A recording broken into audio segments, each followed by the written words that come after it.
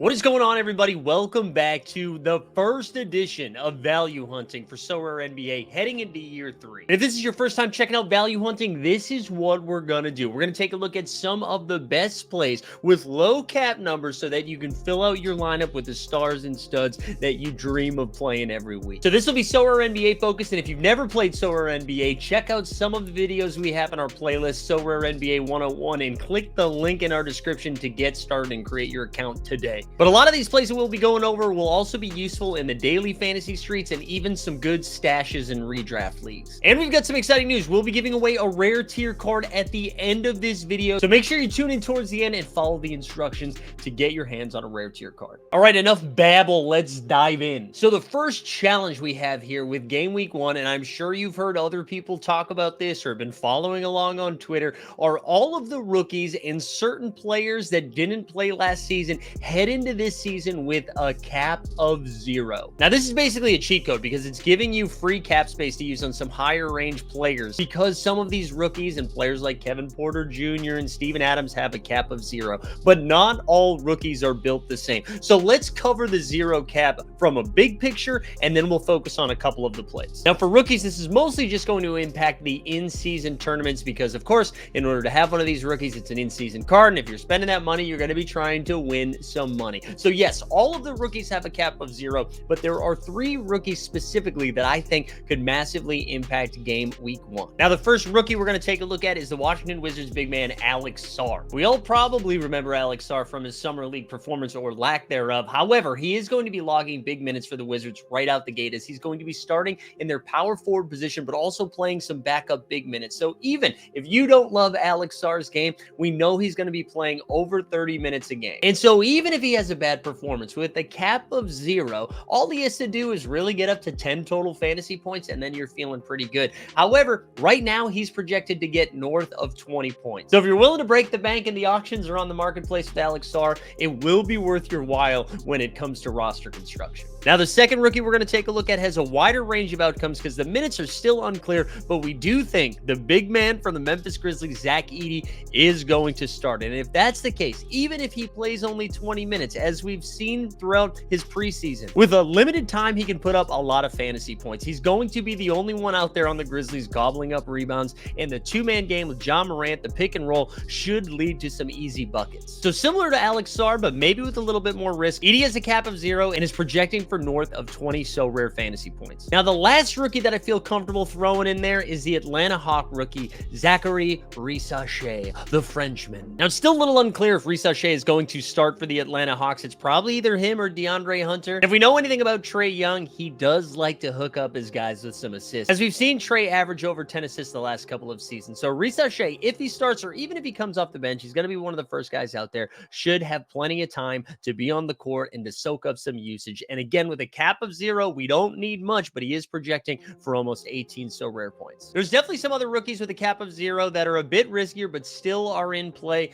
like the Portland Trailblazers big man, Donovan Clingan, who, if Robert Williams isn't ready to go at the start of the season, will be probably playing the backup 5 minutes behind DeAndre Ayton. And honestly, even if the Time Lord is ready to go, Clingan should see the floor. It's also unclear what the Chicago Bulls rookie, Matas Bucelis' role is going to look like out the gate. We saw McCain from the Philadelphia 76ers look like he carved out a role and then get injured, so we're not sure if he's going to be ready to go. And then Stephon Castle of the San Antonio Spurs should be getting some reserve minutes, and then we'll have to wait and see what Reed Shepherd does for the Houston Rockets. So yes, all of those rookies definitely enticing because they have a cap of 0, but I would be prioritizing the 3 that I mentioned up top: Zachary Rissache, Zach Edey, and the Washington Wizards' Alex Sarr. Now, I'm not going to go too in depth on some of the other zeros out there. I've mentioned Kevin Porter Jr., obviously a good play. Steven Adams, obviously a good play. I don't think you tuned into value hunting for me to say, yeah, they got a cap of 0 and they're going to play, so it's probably a good play. So let's dive into some of the other ones. First up, we're looking at the Denver Nuggets, and it's nobody who's starting. He's coming off the bench. He's got a cap of 2, and it's Julian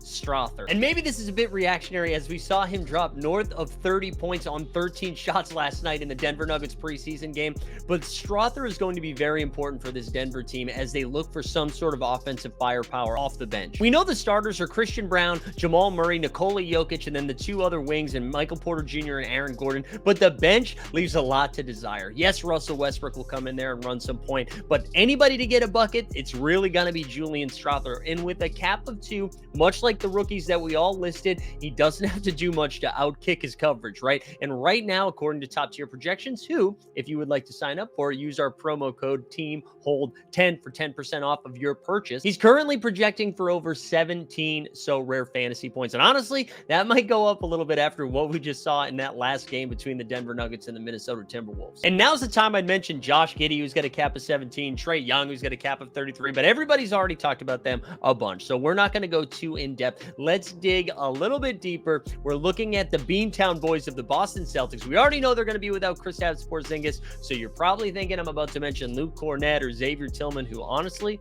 both solid plays too. But we're looking at fast PP, Peyton Pritchard.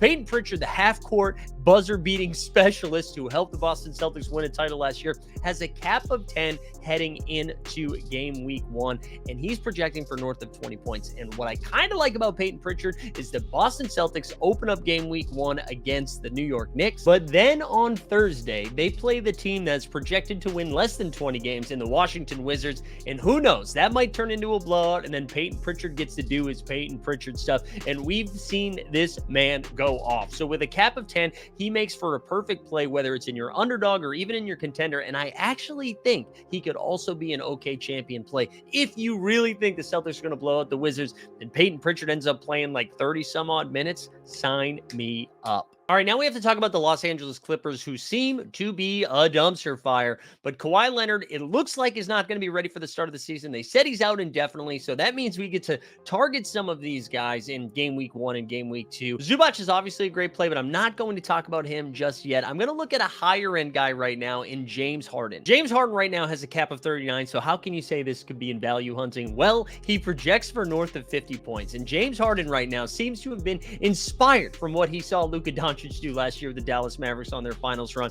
There's no Kawhi Leonard, there's no Paul George, and really, you might not know the other guys that are on the court with James Harden, so somebody's going to have to do something. And even though Harden is becoming an aging star, he's still going to have to facilitate the majority of the offense. So we might not see those 35 actual point games from Harden. However, I do think we can consistently count on something like 18 points and 14 assists. So if you're building out your champion lineups, I really like having a guy like James Harden in your second or third slot. And honestly, if you're using those rookies, James Harden in a contender lineup might be a little bit more unique, as most people will be using them in your champion lineups and might give you a little bit of leverage. Let's stay with the Clippers. We got two more guys, storming Norman Powell, who Ty Lewis said is going to be starting whether or not Kawhi Leonard is in the lineup. Now, we mentioned that somebody's going to need to score and that James Harden might not be the elite scorer that he once was. Well, that means Norman Powell is going to be getting shots up, and you can rely on him to shoot, maybe not collect rebounds and assists, but right now, Norman Powell's cap is 18, and he projects for just under 30 so rare fantasy points. So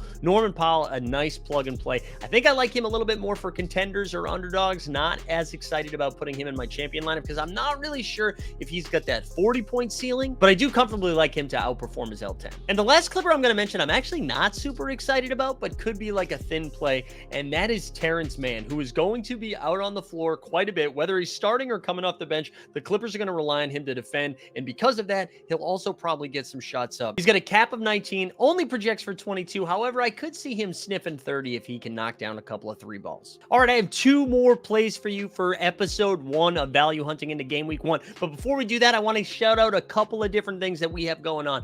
Again, if you're new to this channel, not only do we do a value hunting for each game week, but we also do live before lock. So every Monday and Friday, except for Game Week 1, it'll be on Tuesday because that's when the league starts. At 5 p.m. Eastern, we'll be doing a full breakdown of the entire slate. We'll have you covered with all the injury news going around the league. We'll have some up-to-date projections. We'll have some guests from around the community. And most importantly, we'll be giving out rare tier cards during the show. But I also want to shout out one more thing. If you sign up to be a Pro Sorarian, which is our YouTube membership, that's going to get you access to a daily show. Every day, we'll be looking at the Sorare NBA daily game, the Underdog daily game, and just daily basketball rankings to help you find your best plays. It'll also get you access to Live After Dark, a show that we do separate from Live Before Lock, just for the Pro Sorarians, where we take a look at the upcoming slate. You get early access to all of these value hunting episodes and much, much more. You can find a link to sign up today in the description. And if you do, I appreciate the support. All right, 2 more plays coming at you. We've got a newly minted Atlanta Hawk. That's right, the trade that sent DeJounte Murray from the Hawks to the Pelicans. Well, it sent a bunch of pieces back to the Hawks, but the one we're focusing on is the guard, Dyson Daniels. Now, Dyson Daniels' upside offensively might be a little limited, but the good news is Trae Young refuses to play defense, so they need a defender out there, and Dyson Daniels is that guy. He is going to be playing north of 30 minutes, and right now, early on, his cap is only 13, and he projects north of 21 Sorare fantasy points. And what I like about Dyson Daniels, he might throw a couple steals and blocks in there, which helps his floor quite a bit, and then if the 3 ball starts falling or he gets some easy buckets in transition, or so much of the defense is focused on Trae Young, Jalen Johnson, Risa Shea, that maybe Daniels finds his way into a couple of easy buckets. And for a cap of 13, he again is a play that could probably make sense for underdog, contender, and I do think he's got enough of a ceiling with how many minutes he's going to be playing. You could slide him into the champion spot if you really needed to. And then last but not least, we're going to the big man in Utah. That's right, Walker Kessler. Now, a bunch of people might have soured on Walker Kessler. He had a fun rookie season. Then last year, kind of got his minutes yanked around, got hurt, never really got into his groove. But it seems like Will Hardy, the coach of the Jazz, and the rest of the front office of the Utah Jazz are set on figuring out what they have in their young guys. Their starting 5 right now looks like this: Keontae George and Colin Sexton, the 2 guards in the backcourt. They'll have Taylor Hendricks at the 3, Lauri Markkanen at the 4, and then Walker Kessler Ranger at the 5. Now, Walker's kind of like a big man version of Dyson Daniels, right? We're not relying on Walker Kessler scoring 25 actual points, but he should be eating up all the rebounds for Utah. But more importantly, he protects the heck out of the rim and has a high block upside. And right now, he's got a cap of 20, so it doesn't seem too sexy. However, he projects for north of 28. However, the old Zakarian math feels like he has a ceiling closer to 35 if we run hot in blocks. There you have it. We covered the 0 caps. I gave you a bunch of other plays. I also want to throw out a couple other rookies I didn't mention that I probably should give a little shout out for. Dalton Connect of the Los Angeles Lakers. We saw him go bonkers the other night. I'm not really sure what his minutes are going to look like, but it does feel like if he gets some minutes, he's going to put some shots up. And similarly speaking, the Charlotte Hornets rookie first-round pick Saloon is also a guy that's out there chucking some threes. So again, with a cap of 0, there's definitely some risk in those 2 guys. And I should also mention Ryan Dunn of the Phoenix Suns. We don't really know what their minutes are going to look like. However, it was nice to see what they did in the preseason, and maybe that translates into the early game weeks here for Sorare NBA. So we made it to the end. That's going to do it. However, we're still giving away a rare tier card. So all you have to do is let me know in the comments who is your favorite value play for game week 1 on Sorare NBA, and then drop your Sorare username in there as well. And we will announce who won the giveaway from this value hunting episode at the beginning of our first live before lock, which is going to be Tuesday at 5 p.m. Eastern. All right, best of luck in the auctions. Let's close this out with some live before lock music.